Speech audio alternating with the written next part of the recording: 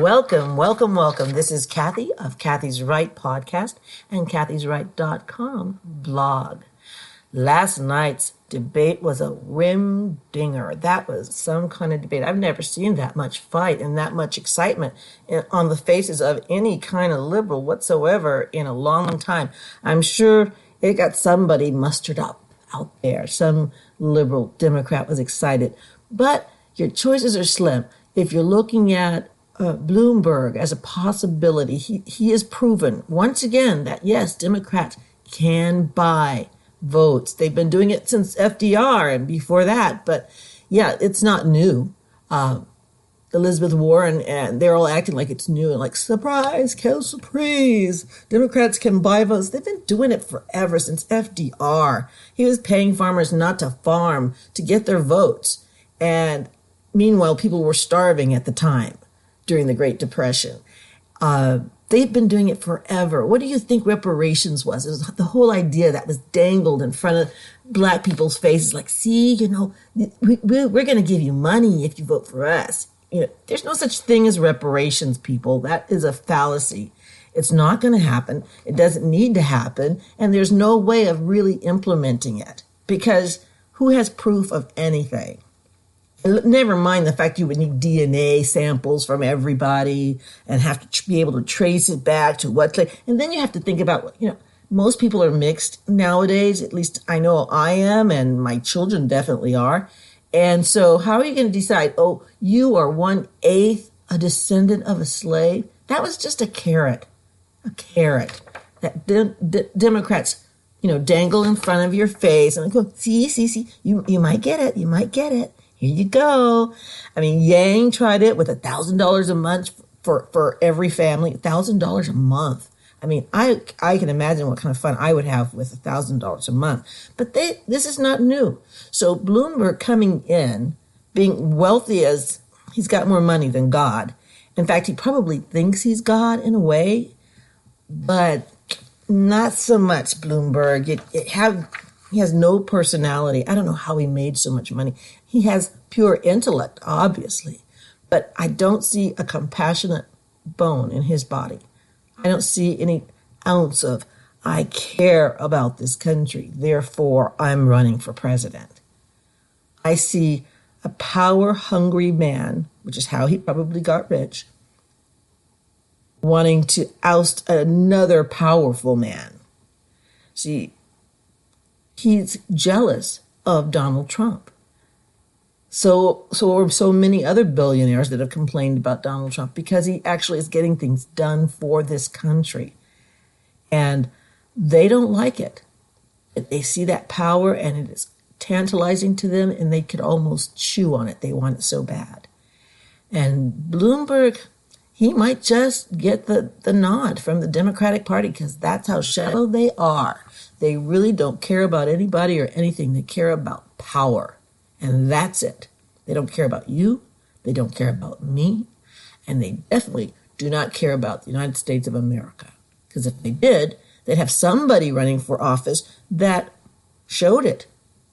Does Elizabeth Warren actually care about the unwed mothers? Does she care about the babies who are dying, you know, ripped out of the wombs of their mother? Does she care about the people at the border? Does she care about the Americans at the border who live near the border? No, none of them do. And when they talk about health care, they make it sound as though they're going to give you a doctor and they're going to make sure you're okay. But you know what? The Democrats don't really care if you're okay. I'm here to tell you. It's not a big secret, but they don't care if you're okay. What they care about is power. So just like what they will not say, what didn't they say? That is what we should concentrate on here today. Are the things that they didn't say, because that's just as important as what they did say. What they didn't say when they talk about health care, I mean, they want to offer health care for all, and all of them raised their hand the other debate when asked, you know, should illegal immigrants have health care? And they all raised their hand. Paid for by us. I don't know about you, but we are, you know, splitting nickels around here to pay for affordable care. It's not affordable. Freaking expensive. But no, illegal immigrants, they want them to have free health care. How's that working for you? Are you paying for health care? We are. It's 4 times as much as we paid before affordable care. 4 times. So, no, Democrats, I'm not buying it. You didn't talk about the abysmal failure of Obamacare. So you talk about healthcare like you really give it. Anyways, I don't know if I'm going to try to give up cussing for Lent. Boy, I don't know. I might switch it because it's not Lent yet because that's going to be hard. Yeah, they didn't talk about the abysmal failure of Obama's healthcare. Obamacare, affordable care, is no longer affordable. I don't think it ever was. And then they talk about how many people would lose health care if there were no Obamacare. Well, never mind the fact that they call your house 5 times a day, to put you in the market. Are you in the market? And then if you're middle class like me, and you call Blue Cross Blue Shield, or let me see, what's another one? Any of the other ones, Humanicare, or any of those, you call them directly and say, I would like to purchase health care. And they ask you, well, what is your income per year? You tell them, I'm not telling you online, but you tell them what it is, and that's obviously middle class. And they say, you need to go through the market, or you need to wait for the market to open again. You see, they force you on the market. So when they talk about people being on healthcare and off healthcare, the only difference is they force you to get on the healthcare. I mean, we were actually penalized at the beginning because we didn't want to do Obamacare. And we ended up having to dip into our savings and pay $5,000 in a fine for not being on Obamacare. Yeah. So we really had no choice. So when they talk about people, I know people who aren't on Obamacare and they don't have health care. They're in the same boat as me. We're not rich, we're not poor, but we golf. But still, it's just not right. It's not right the way it is.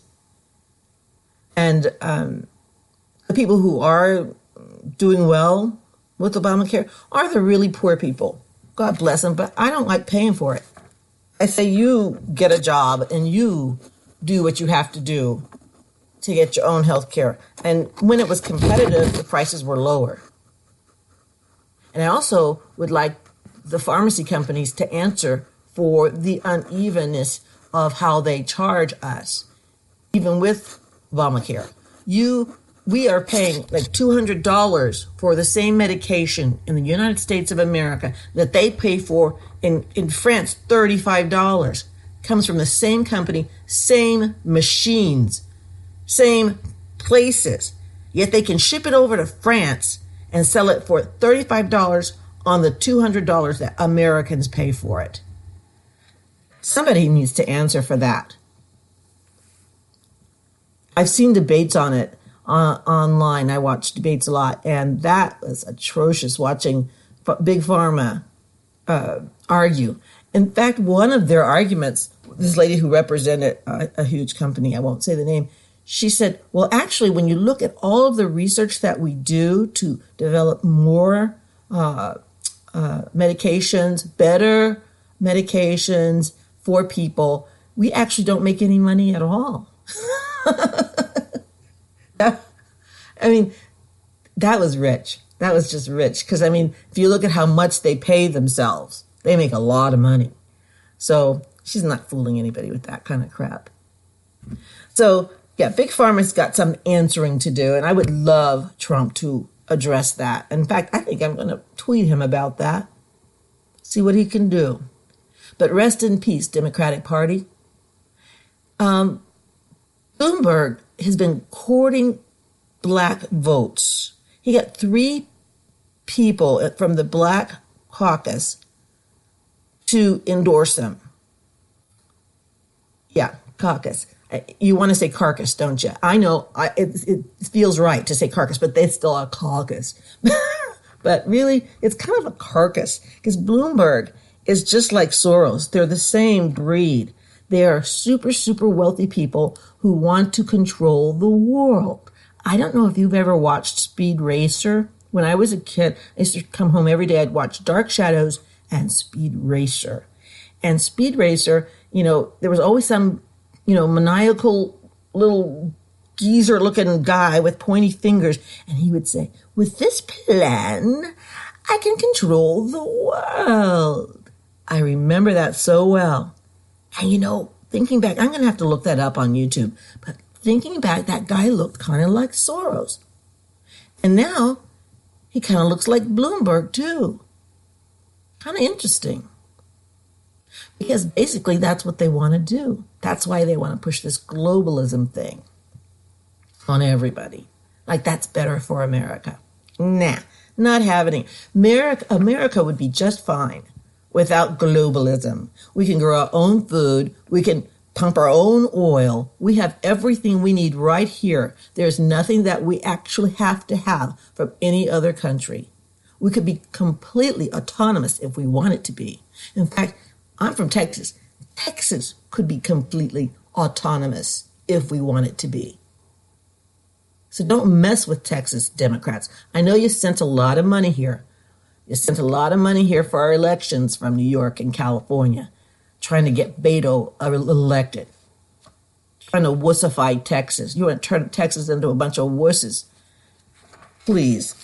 That was Beto. Oh, I'm so sorry for being a white guy. Oh, my gosh.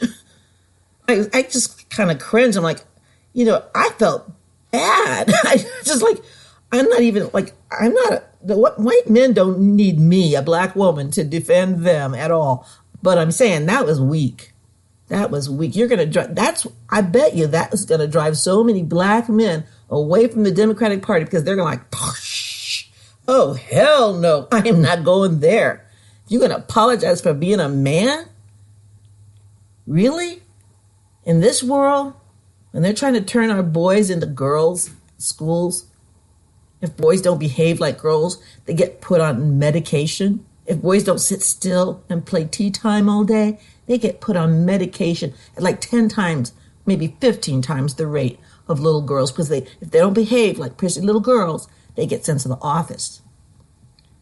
So this country has some changing to do. And it's going to be in the right direction if we keep President Trump for another 4 years. I suggest you vote, and I suggest you vote Republican. Vote a straight ticket, ladies and gentlemen. Because the opposite, the alternative, is frightening. The alternative is further feminization of our boys and, our men, at least in California and New York. We're going to lose our society.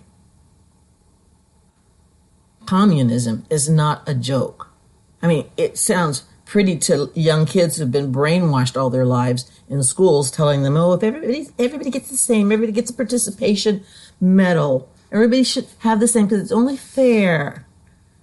That's where all that comes from. Communism. I say winners should win and losers should lose. And you deal with it. I'm a sore loser. When I lose, I'm a sore loser.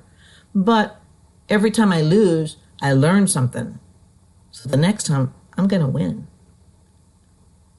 So, Stacey Abrams was on The View last week, and she said basically that she would be happy to be vice president with any of the contenders, which is, I don't know if you remember who she is. Stacey Abrams is that rather large woman from Georgia. She lost the election there. She said she was robbed, that it was because of voter suppression. I don't know how you suppress a vote unless you stand guard in front of the polls and prevent people from actually voting. Because I don't know how they can justify that when they say how does somebody stop you from voting?